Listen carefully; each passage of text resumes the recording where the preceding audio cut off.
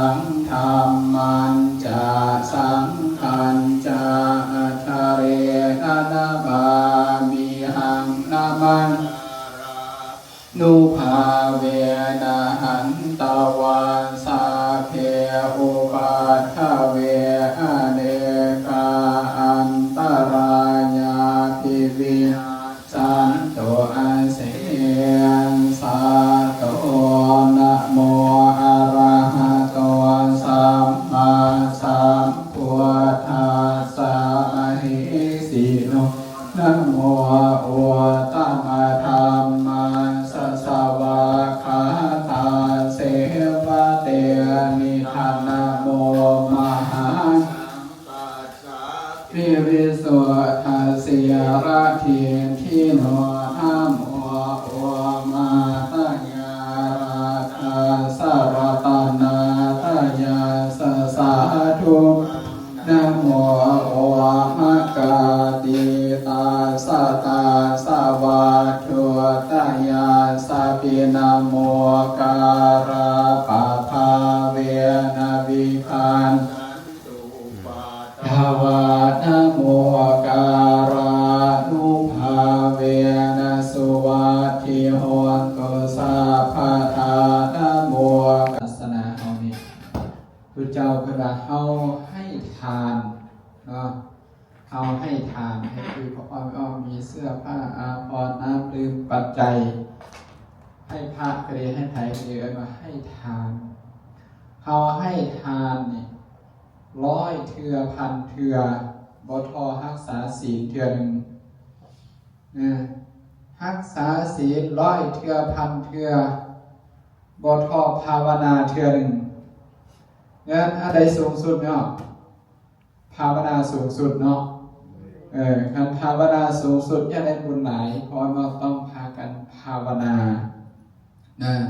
ภาวนาให้ได้บัดนี้คือสิเคยทุกคนละติในเบิ่งหน้าสลอนแซนแลนแม่นบ่เอาวางมือลงทางหน้าตักเนาะบ่ต้องประนมมือนะวางมือทางหน้าตักแล้วหลับตาลงหลับตาลงเสียงอีหยังก็สร้างมันเสียงในเสียงนอกสร้างมันเอาไว้ก่อนหลับตาลงปุ๊บหายใจเข้าสูดลมหายใจเข้าเลิกพุทหายใจออกโทพุทโธพุทโธจัก5 นาทีเนาะบ่ดน5 นาที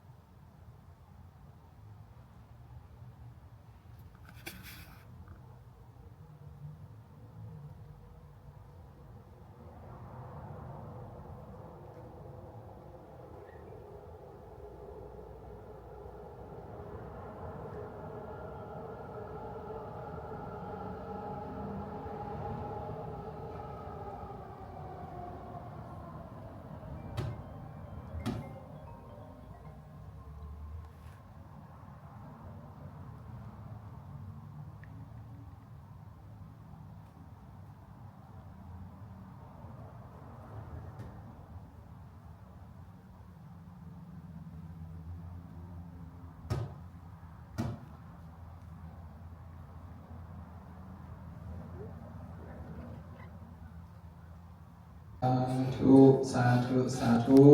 นะบ่มีผู้ใดรับที่เมื่อกี้เนาะนี่บ่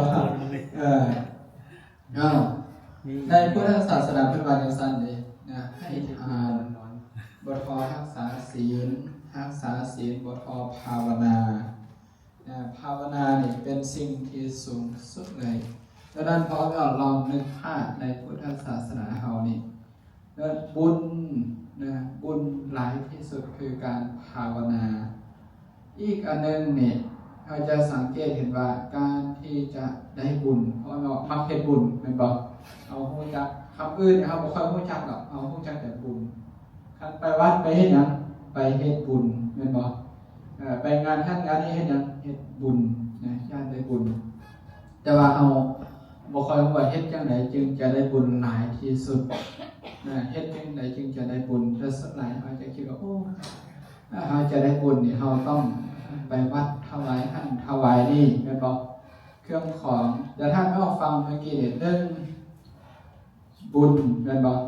การให้ทานร้อยเท่าพันเท่าโกเท่ารักษาศีลรักษาศีลร้อยเท่าพันเท่าโกเท่าภาวนาดังนั้นบุญนี่เกิดจากการให้นะให้สิ่งของหนึ่งสองเกิดจากการปฏิบัติที่บ่แม่นสิ่งของบ่แม่นวัตถุแม่นบ่เอาไม่ออกบ่แม่นวัตถุคือหมายความว่าแม้ว่าเราจะบ่มีทรัพย์สินเงินทองแก้วแหวนเงินทองนะถ้าเรารักษาศีลก็ได้บุญคือกันยังได้บุญหลายขึ้นไปกว่านั้นนะก่อนนอนก็ดีตื่นนอนก็ดีเอาหลับตาคืนมาภายเห็นเมื่อกี้นี่ละตาลงหายใจเข้าพุทหายใจออกโท4-5 นาทีก็ได้บุญคือกันแม่นบ่ไม่ออกนะอันนี้ว่าเรื่องบุญนะว่าเรื่องประโยชน์ปัจจุบันนะพอไม่ออกนี่พากันนิมนต์พระมาสูตรนี่ซื่อนี่มาเห็นซื่อเจ้าภาพพอออกเนาะนามสกุลพุทธวงศ์ผู้ความหมายบ่พอแปลว่าอย่างฮะฮู้บ่มีผู้ใดฮู้ความหมายแด่ฮะพุทธะคือพุทธเจ้าผู้ฮู้แจ้งมันมีอยู่2คำเด้มันมาจากคำว่าพุทธะกับวังสะเนี่ยพุทธะกับวังสะพุทธะนี่แปลว่าผู้ฮู้ผู้ตื่นผู้เบิกบานผู้ฮู้ผู้ตื่นผู้เบิกบานวังสะนี่แปลงเป็นภาษาลาวว่าวงตระกูล family นะดังนั้นครอบครัวของพ่ออ้อนี่เป็นครอบครัวผู้ฮู้ผู้ตื่นผู้เบิกบานแม่นบ่หรือเอาเป็นตัวคนว่าพุทธะคืออย่างเอาเวลาเอาไปวัดเอาคาบหยังคาบพระพุทธเจ้ามาจากอันนี้เพราะอันเดียวกันนามสกุลอันเดียวกันนี่ว่าอีกอย่างนึงคือเป็นวงของพระพุทธเจ้าเนาะถ้าแปลเอาความหมายแปลว่าตระกูลของผู้ฮู้ผู้ตื่นผู้เบิกบานนะงั้นอันพระเจ้าที่เอาคาบทุกมื้อนี้นี่บ่เป็นชื่อเพิ่นใดนะเอาเอิ้นตามนัยยะที่เพิ่นตัดสมูเป็นผู้ฮู้ผู้ตื่นผู้เบิกบานเลยเอิ้นว่าพุทธะซื่อๆนะชื่อแท้คืออย่างตอนเกิดมาสิทธัตถะแม่นบ่พอบวชเข้ามาปุ๊บตัดสมูแล้วเอิ้นว่าเป็นพุทธะคืออาตมานี่มาในชื่อแท้นี่คือหยังคือบัวบานแม่นบ่แต่เวลาเห็นนุ่งเหลืองแล้วเอิ้นหยังพระแม่นบ่อันนี้คือกันเนี่ยชื่อแท้ตอนเกิดเอิ้นมันเป็นสิทธัตถะพอออกบวชตัดสมูเป็นพระสัมมาสัมพุทธเจ้าเอิ้นว่าเป็นพุทธะดังนั้นเป็นตระกูลบ่ธรรมดาเนี่ยนะ แม่นบ่เป็นตระกูลบ่ธรรมดาตระกูลพุทธะนี่ก็ตระกูลผู้ฮู้ผู้ตื่นผู้เบิกบานเนาะเอาละพ่อเนาะแล้วก็เมื่อเฮามาสวดวันนี้นะเพื่อให้เป็นสิริมงคลแก่ครอบครัวของพ่อนะพุทธวงศ์และการที่จะเป็นสิริมงคลนั้นสมบัติให้คิดถึงสิ่งหนึ่งประการใดอันเป็นไปโดยชอบประกอบด้วยคุณธรรมแล้วขอให้ความปรารถนานั้นจงสำเร็จแก่ทุกท่านทุกคนเถิดต่อไปครับพรยะถาวริวหาปุราภริปุเรนติสาคารังเอวะเมวะอิโตทินังปีตานังอุปกัปปติอิชิตังปฏิตังตุมหังคิปะเมวะสมิชตุสัพเพปุเรนตุสังกปะจันโทปนาระโสยถามณิโชติระโสยถาปิติโยวิวัชชันตุสัพพะโรโควินาศตุมาเตภวัตวันตรายโยสุขีทีภวะอภิวาทนา สิริสเนจังวุธาปัจจายิโนจตารโอธรรมาหันติอายุวันโน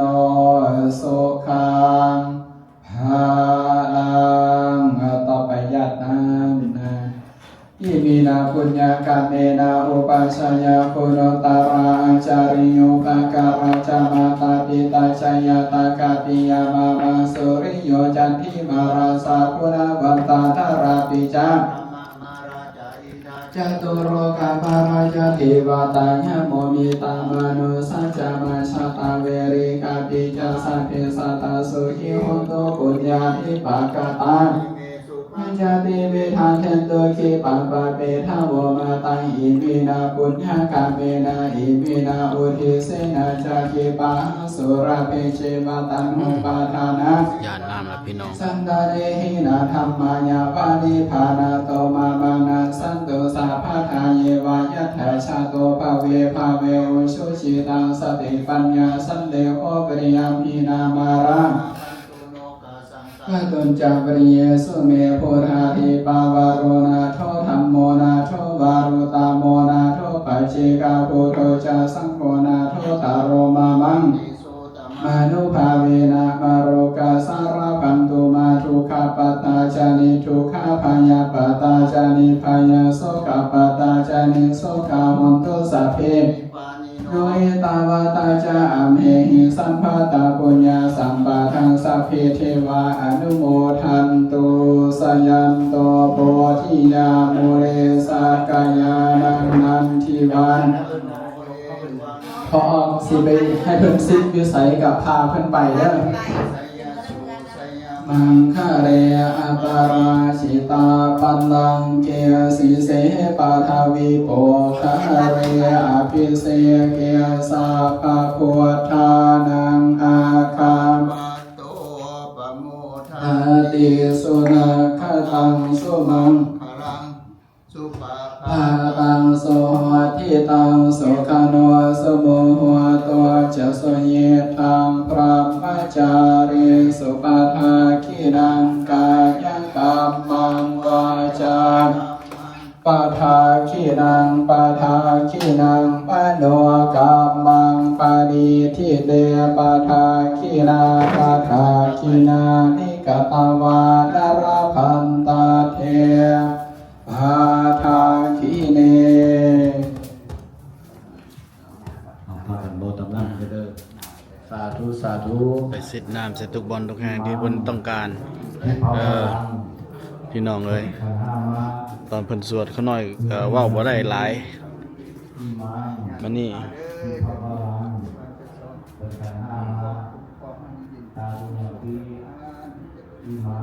ให้เพิ่นโศกเพิ่นลาบหานเพิ่นเด้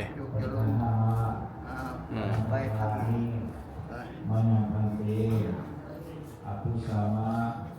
พาหุกิจามายัง โอเค พหุกรัญญา ในสถานีตุมิกรรมยถาปริสัพเพจงไปปฏิบัติภารกิจของท่านเถิดสาธุสาธุ กาสาวันทามิพันเตสาพังอปาราทังขาวะทาเมพันเตมยากตังปุญญังสามินาอนุโมทิตาพังสามินากตังปุญญังไมหังปัตถพังสาธุสาธุสาธุอนุโมทามิ สุขังพระลาสาธุพันเตเอาแปลว่าพิธีข้อหอนมื้อนี้จะเรียกบริบูรณ์ดีบริบูรณ์ดีสมบูรณ์ดี จบลงแล้วเนาะบริบูรณ์ดีจบบริบูรณ์ใส่กันเก็บใส่ซองเด้อปัจจัยเด้อเก็บใส่ซองนำบูเขาออกไปคอสโก้มาเลยลืมใส่ส่งเพิ่นมันส่งมันคนนั้นนี่เฮาว่าใส่ส่งโอ้บูซาส่ง3เที่ยง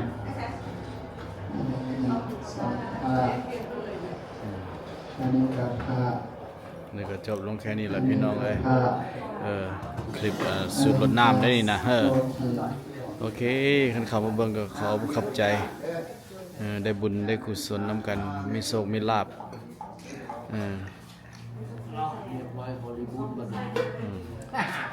มีโชคมีลาภถือเลขลอตเตอรี่เพิ่นละขอบใจเลยเด้อไปเข้ามาเบิ่งบ๊ายบาย